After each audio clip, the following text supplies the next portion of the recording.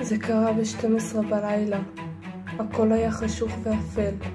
ולפני שתגלו מה היה בשעה הזאתי, בואו נחזור 3 ימים אחורה.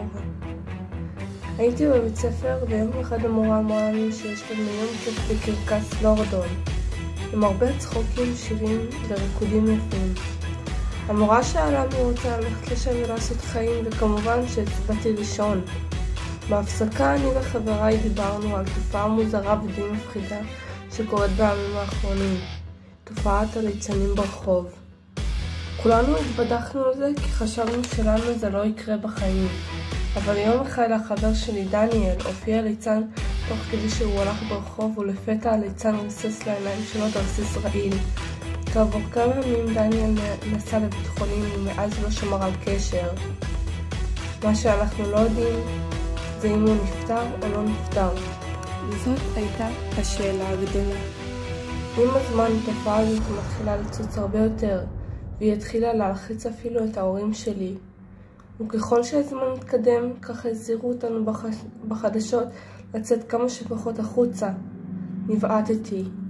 החלטתי שבאיזשהו רגע אני צריך להיות אמיץ, ויצאתי החוצה להתמודד עם הליצנים. במשך כל הזמן שהלכתי הכל הלך כרגיל, ונעשיתי עם הזמן גיבור. חזרתי הביתה עם חיוך גדול על פנים, וכתבתי לחברים שלי על החוויה שעברתי ברחוב. בהתחלה הם לא האמינו ששרדתי, אבל כששלחתי להם סרטון שלי הולך ברחוב לבד לגמרי, הם התחילו להאמין. ברוכים הבאים לקרקס לורדון, הקרקס שמאפשר לכם הכל. אני הולך עם חברי השני פרדי לעבר חלולייניות שעושות שם גלגלונים, ונפעם מהיכולות והגמישות. אחרי 5 דקות שהמופע הסתיים, אני ופרדי הלכנו לאכול שערות סבתא. היה טעים בסך הכל. החלטנו להצטלם, התמונה אצלה ממש טובה, אולם ראיתי שמשהו מוזר בתמונה. פרדי איננו. ולפתע אני מגלה שהליצן השובב והטיפה מפחיד סוחב אותו בכבדות. השליך גרזן עליו והגוף נפצע לשתיים. לא ידעתי מה לעשות, לעזור לחבר שלי או לרוץ על נפשי. החלטתי לעזור לו ורצתי לעבר פרדי המסכן, ואז ראיתי דבר ממש מזעזע. הליצן פצץ לפרדי את הגולגולת, והכל נשפך דם. בקטע הזה חשבתי לרוץ וככה עשיתי.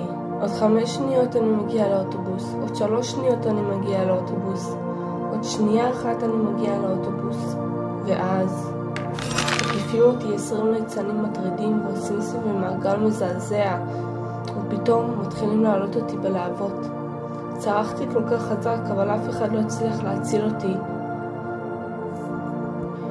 התעוררתי מהחלום הרע וגיליתי שכולי מזיע. הלכתי מיד להתקלח ואז נזכרתי.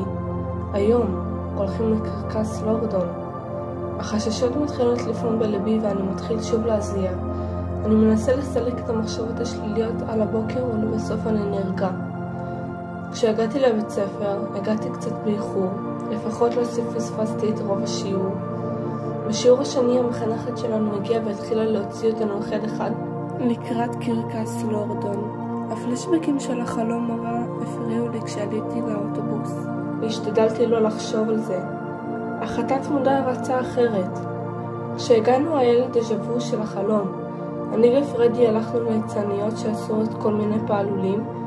לקראת הסוף החלטתי לצלם כמה תמונות כדי לחרוג טיפה מן הדז'ה וו, אבל אז שמתי לב שמשהו מוזר בתמונה.